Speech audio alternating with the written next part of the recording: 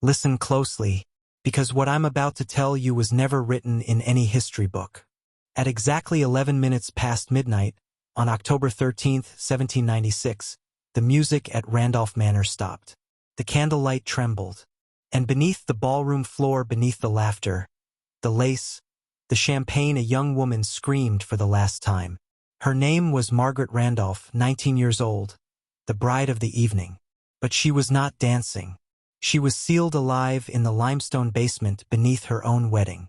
The guests, 47 of Maryland's finest, never knew that the bride's heart was beating inches below their feet, pounding against stone until silence took her.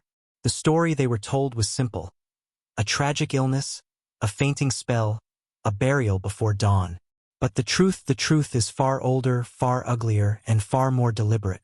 Because the Randolph family did not build a house. They built a tomb. The limestone beneath Randolph Manor wasn't just for storage, it was for containment. The walls were made 3 feet thick, infused with sand and horsehair to absorb sound. The architect who designed it vanished the year after. No records, no heirs, nothing. Just erased. And what began as one woman's death spiraled into a ritual of silence that would stain every brick in that house for centuries. They called it inheritance. But what they practiced was elimination. You see, Margaret had something that powerful men couldn't allow: curiosity. She had begun to ask where the money came from, why the family ledgers were locked at night, and what business her father's ships were truly conducting with the islands. And for that, she was chosen. The wedding wasn't a celebration. It was a seal, a legal binding of property, blood, and silence. And the moment her vows were spoken, the trap was sprung. Every laugh, every toast, every violin note above was a cover masking the slow, rhythmic thud of brick being laid over a breathing body. Because in 1796 Annapolis, marriage wasn't sacred. It was a transaction written in screams. Every dark system begins with a signature. Ink on paper, that's how evil hides in plain sight. For Margaret Randolph, it began the night her father invited a stranger into their home. His name was Thomas Carrington, or so he said. Tall, polished, polite. The kind of man colonial society trusted instantly. But Thomas wasn't born Carrington. He was a construct, a mask built from stolen names and forged letters of introduction, a man sculpted to deceive. He wasn't hunting for love. He was hunting for leverage. He had studied the Randolphs for months, their debts, their ledgers, their desperate attempts to maintain the illusion of wealth. Because what no one in Annapolis knew was that the Randolph fortune had already collapsed. The ships were gone. The land was mortgaged. The empire was hollow. Cornelius Randolph, Margaret's father, was drowning in a sea of unpaid notes, and the sharks were circling. His only way out was his daughter. Her inheritance, her dowry, her legal value. So when Thomas approached him with a secret proposal, Cornelius didn't hesitate. A marriage that would unite fortunes. A death that would preserve honor. In a single candlelit conversation, 2 men forged a pact that would turn blood into currency. Margaret's wedding would be her execution, staged to look like a tragedy, and the fortune she'd never touch would pass seamlessly into their hands. But they weren't alone. Evil like this never works in isolation. A corrupt magistrate to sign the falsified death certificate. A family physician to declare her ill.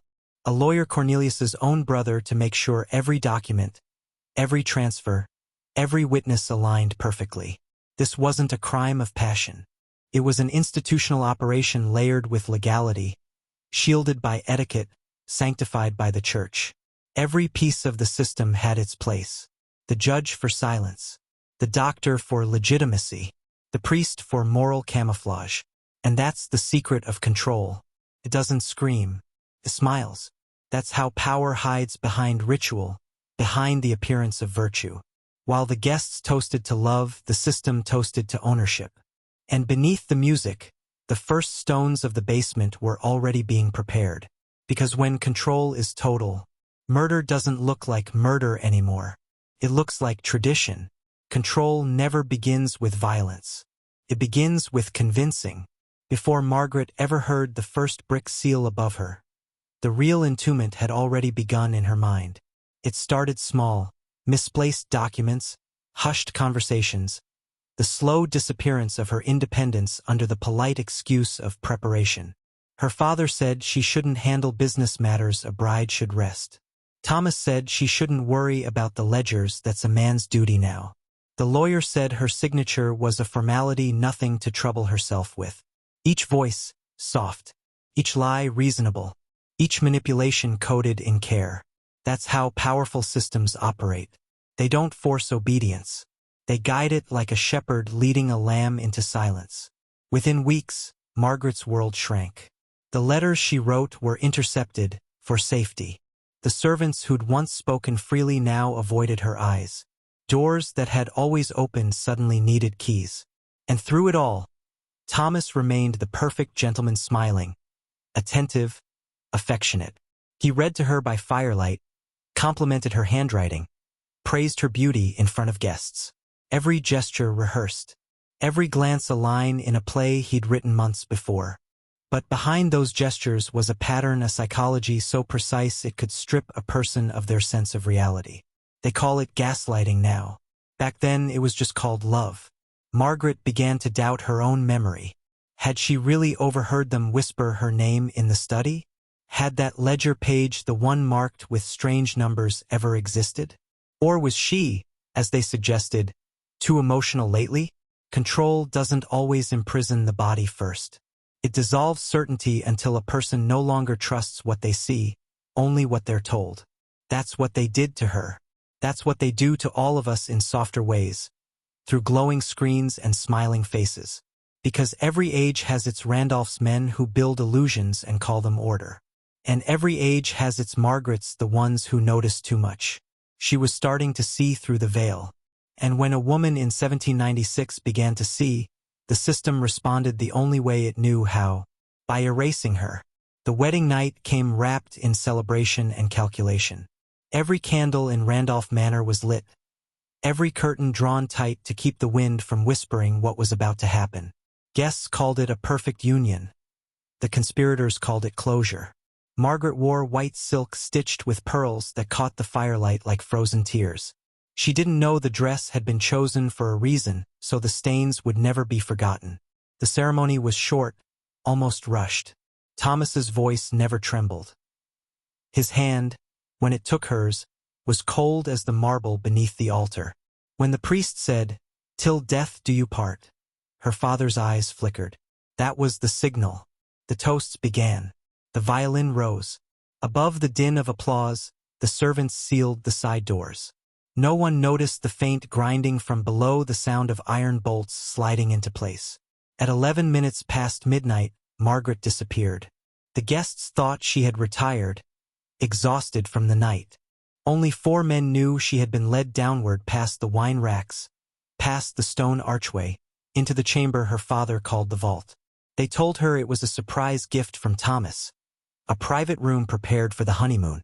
And she believed for the first few seconds until she heard the lock turn behind her. No one ever hears the last scream as clearly as the first. The walls swallow it. The earth digests it. But they said you could feel the echo through the floorboards, a faint vibration beneath the dancers' feet. While champagne spilled upstairs, mortar spread below. Every brick laid was a statement of ownership. She belonged to us. Her silence belongs to us. Margaret pounded until her hands broke open.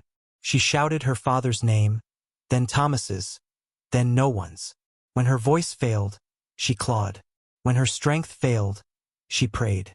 And when her prayers went unanswered, she began to laugh softly, wildly, the way a truth laughs when it finally understands it was never meant to live. At 3:17 a.m., the last sound ceased. The violin upstairs reached its final note. And in that moment, the Randolphs achieved what every power structure secretly craves. A perfect silence, the kind that cannot speak against it. Morning came dressed in serenity. The sky over the Severn River was glassy, and Randolph Manor smelled of wine and roses. Not a trace of the night's horror remained, because horror, when performed by power, always cleans up after itself. By sunrise, the physician had already arrived with his script memorized. "Fever," he said. "A sudden collapse. Tragic, but not unusual." The The magistrate nodded solemnly, signing the parchment that transformed murder into paperwork. And just like that, Margaret's death became an event, not a crime. Her body, or what they claimed was her body, was carried in a closed casket. The guests were told she'd caught a chill during the ceremony.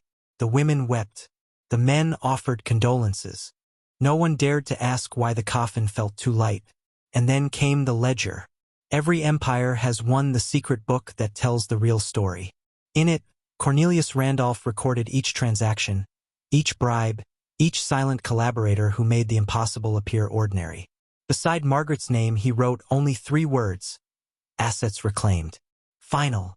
That's how the world works when viewed from above. Every loss is profit to someone. Every tragedy a ledger entry. The manor's architect vanished. The doctor retired to London. The priest received a new parish in Virginia. Every witness elevated, rewarded, erased. That's the beauty of institutional memory. It forgets exactly what it's told to. And history is just the ledger we're allowed to read. The rest is hidden under signatures, under marble, underground. If you think this was just one family's sin, you're missing the pattern. Look at your own time. Documents altered, narratives polished, disasters rebranded as necessary transitions. The same mechanics hum quietly beneath modern skin. Only the ink has changed. That's why the story matters.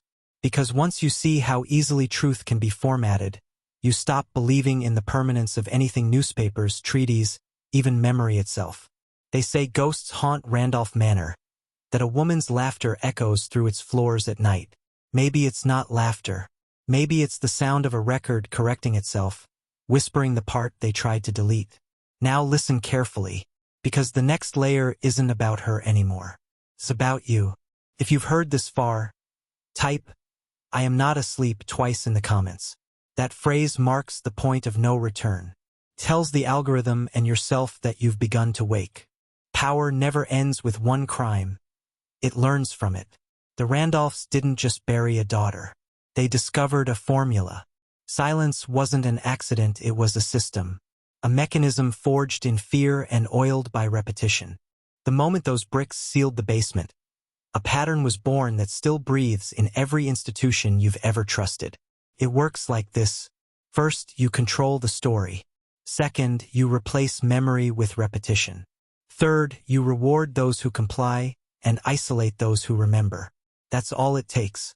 No chains, no guards, no open threats. Just a web of comfort built around obedience. The Randolph cover-up became a template. Their allies in Annapolis rewrote documents, shifted dates, invented heirs. The estate continued to profit, its name whispered with respect at dinners and auctions. Even when new generations moved in, the family crest still hung over the mantle unchanged, unchallenged, unearned.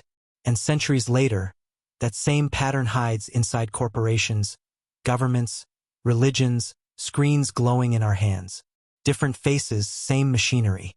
Different language, same command. Don't question. Don't remember. Smile for the picture. You felt it too, the unspoken pressure to look away, to pretend not to notice what rots beneath the marble. That's the modern version of Randolph Manor. A basement made of algorithms and public relations. We call it order. But it's only order if you never ask who built it. Once you start asking, everything changes. The world that seemed stable begins to tilt. You see how news is curated, how outrage is timed, how obedience is gamified. You begin to sense a silent architecture shaping your attention, your fears, your choices. That's not paranoia.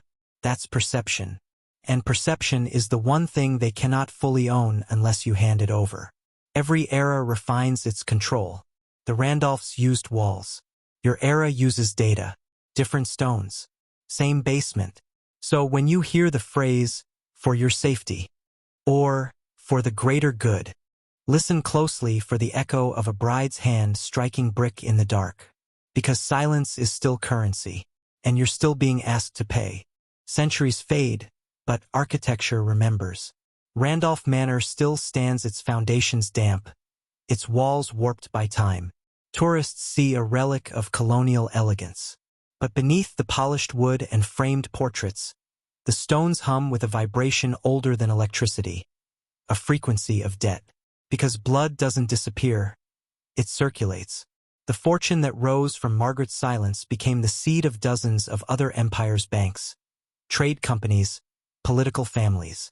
Every generation that inherited the Randolph name also inherited her absence, whether they admitted it or not. That's the thing about corruption, it never dies. It adapts, wearing new skin, changing accents, learning modern etiquette. But at its core, it's still the same exchange. One life devoured to feed another's illusion of power. By the mid-1800s, Randolph descendants sat in Congress, invested in railroads, founded charitable trusts. They called it legacy. But legacy built on bones always demands interest. Strange fires, sudden bankruptcies, whispered suicides like the house itself was collecting payment on an ancient loan. And if you follow the money far enough, you'll find the trail doesn't stop with the Randolphs. It spreads into the institutions that define your present foundations, endowments, political campaigns whose funding lines vanish into historical fog. They all feed on the same ancestral current. Wealth purified by forgetting. Think about that. Every system you navigate, education, finance, government, was engineered by the survivors of such pacts. They learned that if you bury the witness deep enough, truth becomes negotiable. They learned that morality can be rebranded as progress. They learned to smile while the basement fills. And maybe that's the real haunting of Randolph Manor. Not a ghost in the halls, but an algorithm in the bloodline. A code that teaches each successor how to keep the silence profitable. When men built cathedrals, they left relics. When the powerful build nations, they leave contracts, and sometimes those contracts are written in dust and marrow. So when you hear the word dynasty, remember the woman in the wall. When you admire inherited power, ask yourself, what was sealed beneath it? Because the blood that bought tomorrow is the same blood that stains today's marble steps. Everything buried eventually pushes back. It may take a century or 3, but silence is never permanent, it only waits for the right listener. If you've come this far, that listener is you. The story of Margaret Randolph isn't a ghost tale. It's a mirror, and what it reflects isn't her, it's the structure still wrapped around you. Look close. Every time you doubt your own perception because a screen tells you what's true, every time you swallow discomfort to keep your place in line, a brick slides quietly into the same old wall. They built their control with limestone and law. Ours is built with data and distraction. But both are made from the same material, fear of losing belonging. That fear is the lock on every modern basement. The first crack forms when you stop repeating what they want repeated. When you name what you see instead of what you're shown. When you trade comfort for clarity. That's what Margaret tried to do. She saw the pattern, the ledger, the forged love, the quiet removal of anyone who noticed too much. She was entombed before she could speak it aloud. But her awareness survived. It seeped into the stone, waiting for new voices. And that's why her story resurfaced now, through you, through this moment. Because awareness never dies, it only changes hosts. If you can feel it, the cold breath behind these words, the sense that something inside you just shifted, don't run from it. That unease means the veil is thinning. That tremor in your chest, that's the sound of your own walls cracking. So type it again in the comments. Twice. I am not asleep. Not as a slogan, but as an oath. A declaration that you refuse to dance above another person's silence, or your own. Because the only way to break the curse of Randolph Manor is to stop rebuilding it in your mind, in your habits, in your obedience. Somewhere beneath every polite ritual, every smiling system, something still claws at the bricks, whispering for witnesses. Tonight you heard it. Now carry that sound with you, not as fear, but as proof that you're finally awake. You weren't supposed to hear this story. If you made it here, you've already stepped beyond the veil. Comment, I am not asleep, twice. That phrase locks in the awakening. Then share this video with one person who's starting to see the patterns too. That's how buried truth resurfaces, one echo at a time.